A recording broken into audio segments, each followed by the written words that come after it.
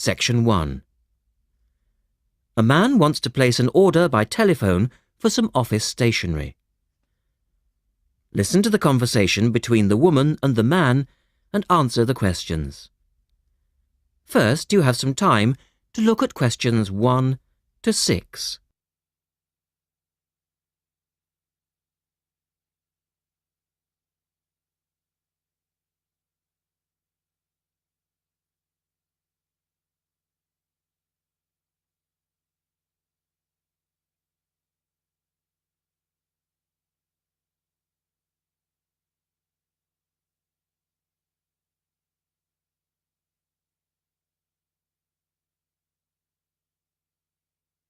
You will see that there is an example which has been done for you.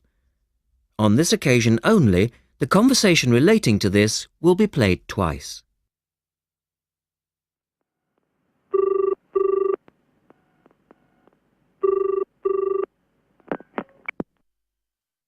Thank you for calling Millennium Office Supplies. If you would like to place an order, please press 1. Your call has been placed in a queue. A customer service operator will be with you shortly.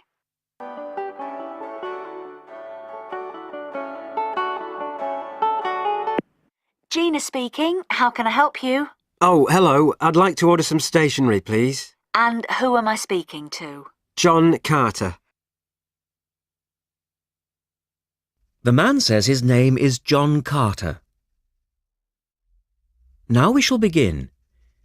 You should answer the questions as you listen because you will not hear the recording a second time. Listen carefully and answer questions 1 to 6.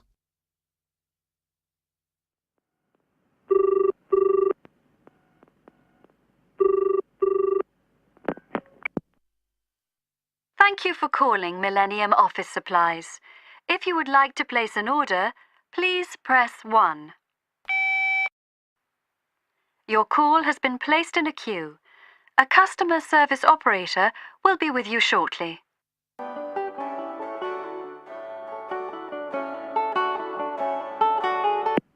Gina speaking. How can I help you? Oh, hello. I'd like to order some stationery, please. And who am I speaking to? John Carter. Right. Can I just confirm your account number and the name of your company, John? Sure. The account number is 692411. 692411. Right. And you're from Rainbow Computers? No, the company is Rainbow Communications. Oh, OK. I'll just fix that on the system. Communications. And what would you like to order, John? Envelopes. We need a box of A4, that is, normal size envelopes.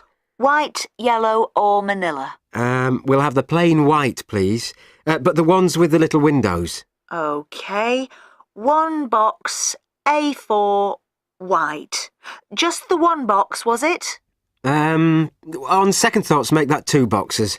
We go through heaps of envelopes. As a matter of interest, are they made from recycled paper? No, you can't get white recycled paper.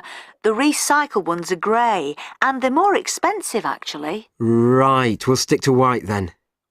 Something else, John? Yes, we need some coloured photocopy paper. What colours do you have? We've got purple, light blue, blue, light green, whatever you want, pretty much. There are 500 sheets to the pack. Right, let's see. We're going to need a lot of blue paper for our new price lists. So can you give us 10 packs, please? Make sure it's the light blue, though. 10 packs of the light blue. The woman asks the man if he needs anything else. Look at questions 8 to 10.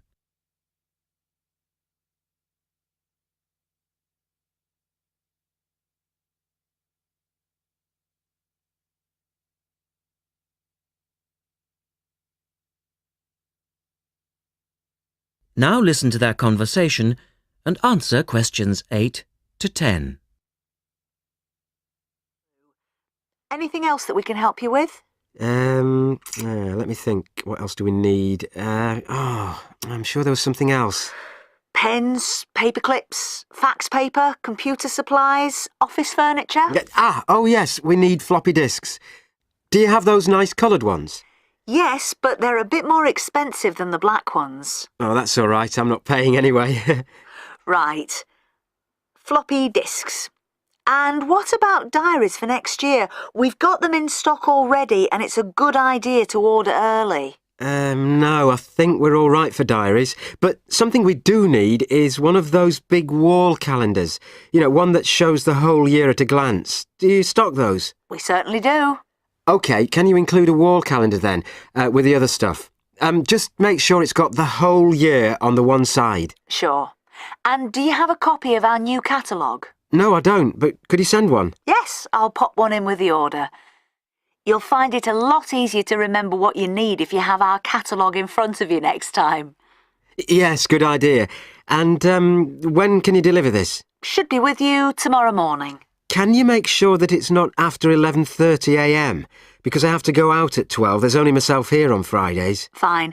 I'll make a note on the delivery docket that they should deliver before 11:30. Thanks very much. Thanks. That is the end of section 1. You now have half a minute to check your answers.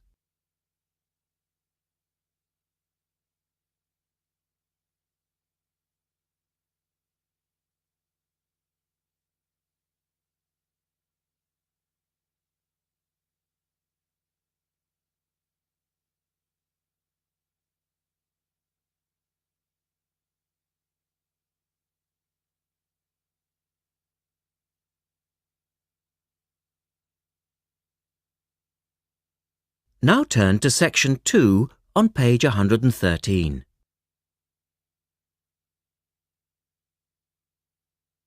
Section 2.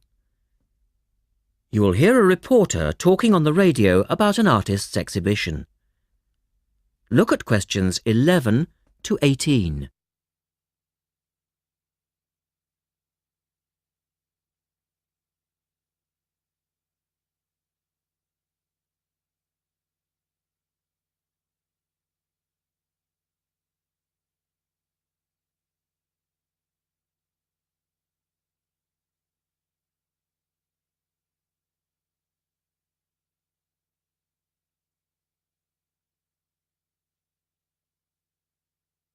As you listen to the first part of the talk, answer questions 11 to 18.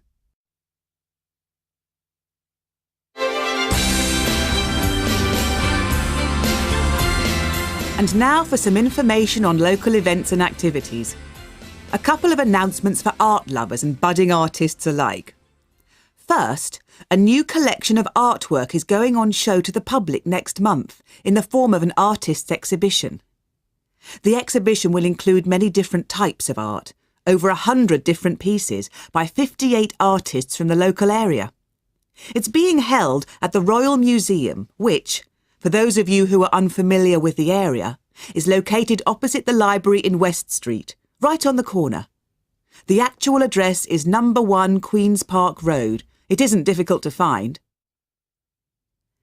The exhibition will run for 9 weeks and will begin on the 6th of October and continue until the 10th of December.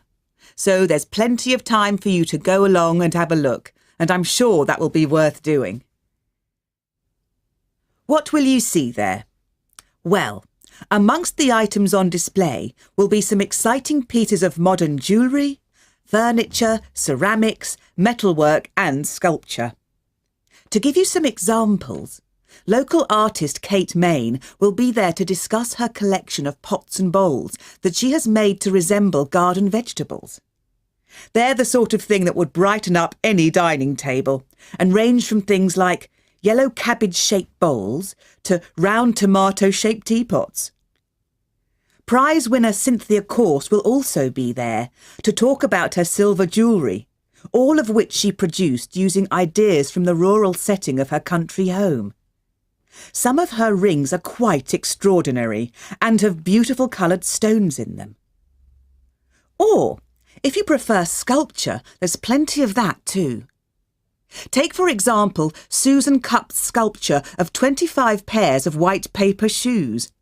It sounds easy, but believe me, it looks incredible. All of these items, along with many others, will be on sale throughout the exhibition period. As part of the exhibition, there will be a series of demonstrations called Face to Face, which will take place every Sunday afternoon during the exhibition, and these will provide an opportunity for you to meet the artists. Now look at questions 19 and 20.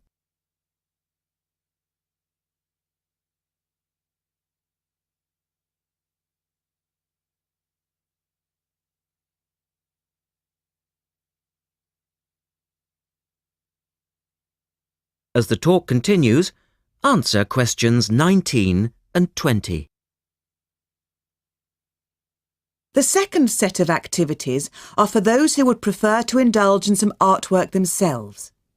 The Artists' Conservatory are holding a series of courses over the autumn period. The courses cover all media and include subjects such as Chinese brush painting, pencil drawing and silk painting. All the tutors are experienced artists. Course sizes are kept to a minimum of 15, and there will be plenty of individual assistance. All the sessions offer excellent value for money and the opportunity to relax in a delightful rural setting. Fees are very reasonable and include the use of an excellent studio and access to the art shop, which you will find sells everything from paper to CDs. And they also include the provision of all materials. For more information on dates, cost and availability, you should get in touch with the programme coordinator on 4592 839 584 or go direct to the website, which you will find is... That is the end of section 2. You now have half a minute to check your answers.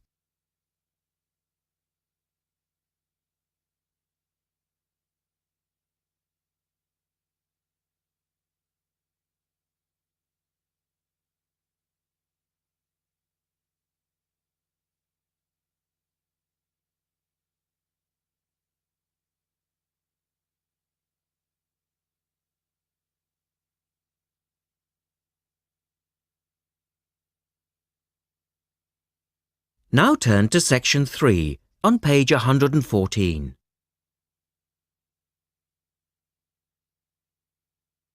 Section 3. In this section, you will hear an interview with a wildlife specialist called Alison Sharp talking about bears. In the first part of the discussion, they are talking about the history of the bear. First, look at questions 21 to 23.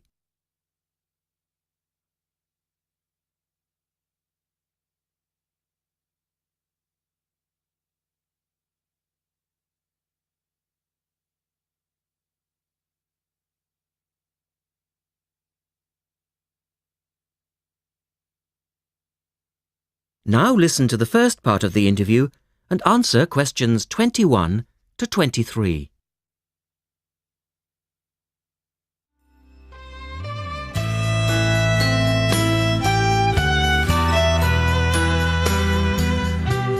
Alison Sharp has spent much of her life researching bears, and in particular, bears in danger of extinction. She is the author of a recent book on bears, and we welcome her to the studio today. Thank you. Delighted to be here. First of all, can you give us a quick overview of the history of the bear family? Well, the bears we know today actually have as their ancestors bears which have been evolving for some 40 million years. We have fossils of the earliest true bear, and it's important to emphasize this because some creatures are called bears but are not. Such as koalas, for instance. Yes, exactly. Fossils of the true bear show a small dog-size animal with characteristics that show a blending of dog and bear traits. So the general belief is that dogs and bears were of the same family? Yes, that's the theory. And then we see the arrival of the early cave bear. We know from cave drawings that Neanderthal man used to worship this bear and at the same time fear it. Understandable, perhaps. Yes, but they need not have worried because the cave bear only ate plants. In fact, the cave bear survived 2 ice ages, but then became extinct. In the second part of the interview, Alison talks more about the situation of bears today. Look at questions 24 to 30 first.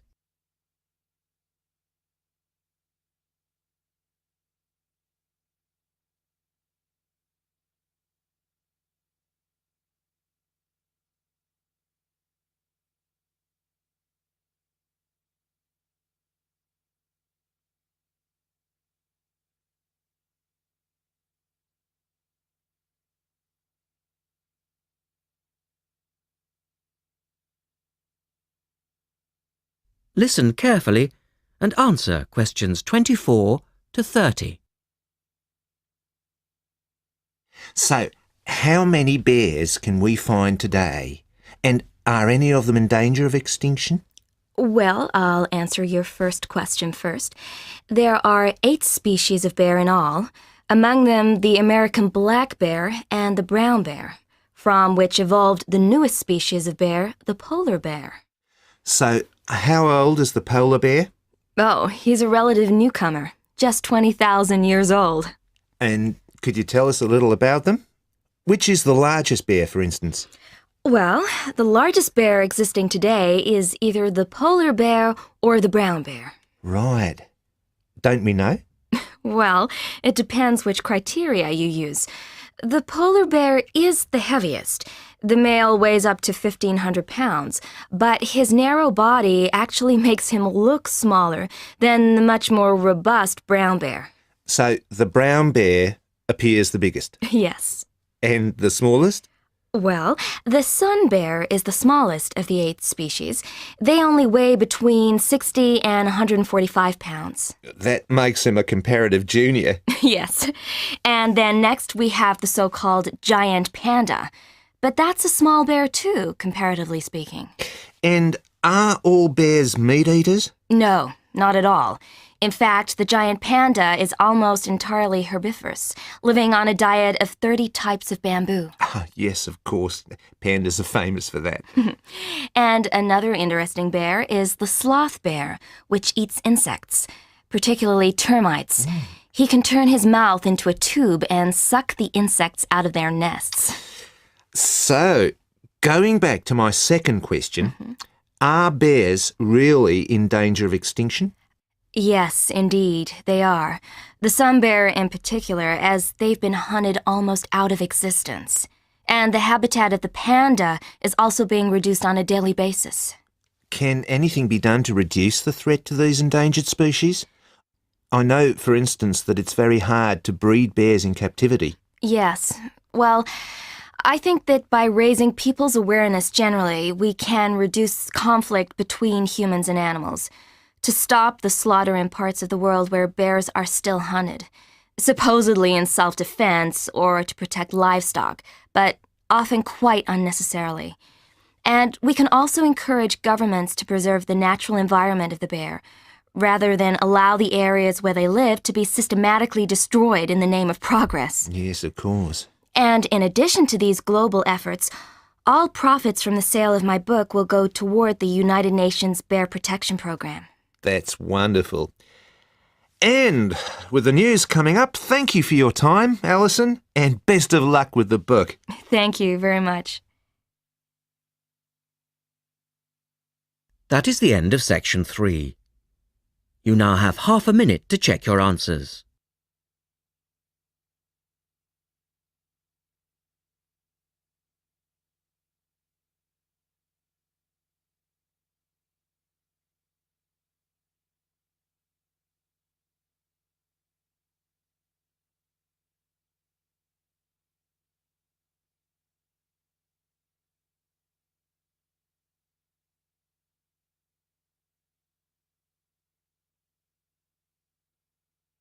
Now turn to section 4 on page 116.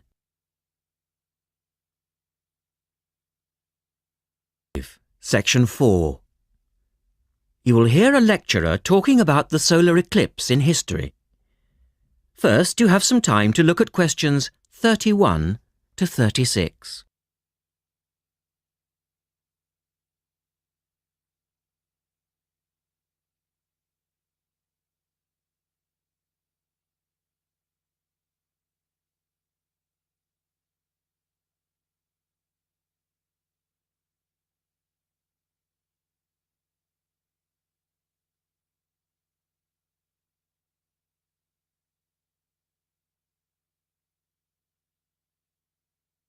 Now listen carefully and answer questions 31 to 36.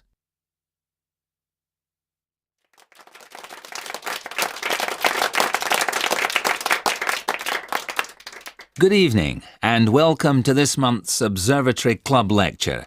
I'm Donald Mackey and I'm here to talk to you about the solar eclipse in history.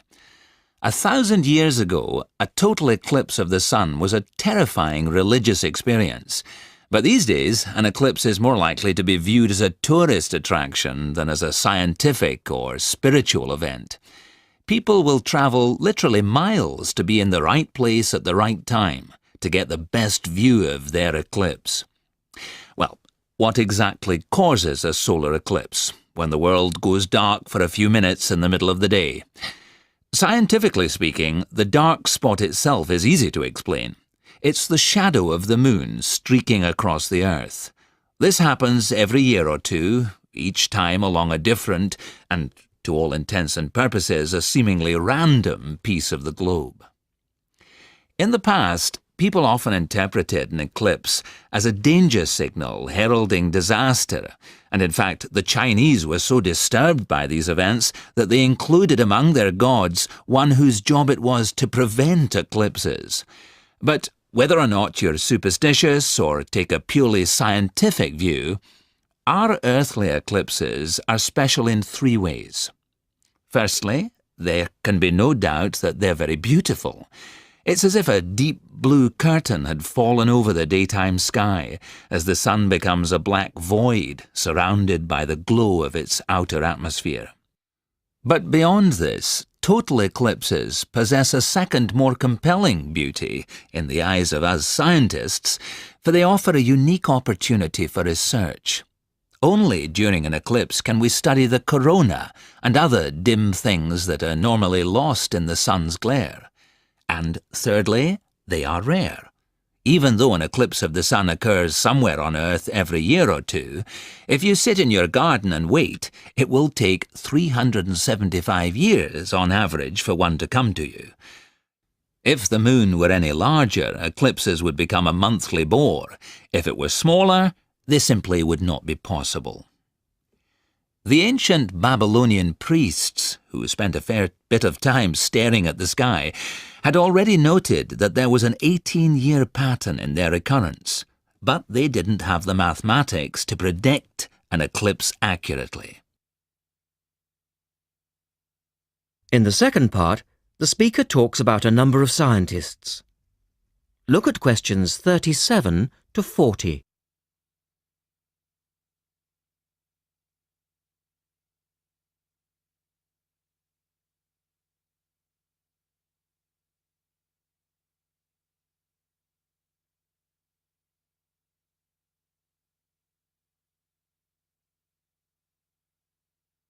Now listen carefully and complete the table. It was Edmund Halley, the English astronomer, who knew his maths well enough to predict the return of the comet, which incidentally bears his name, and in 1715 he became the first person to make an accurate eclipse prediction. This brought eclipses firmly into the scientific domain, and they've since allowed a number of important scientific discoveries to be made. For instance, in the eclipse of 1868, 2 scientists, Janssen and Lockyer, were observing the sun's atmosphere, and it was these observations that ultimately led to the discovery of a new element. They named the element helium, after the Greek god of the sun. This was a major find, because helium turned out to be the most common element in the universe after hydrogen. Another great triumph involved Mercury. I'll just put that up on the board for you now.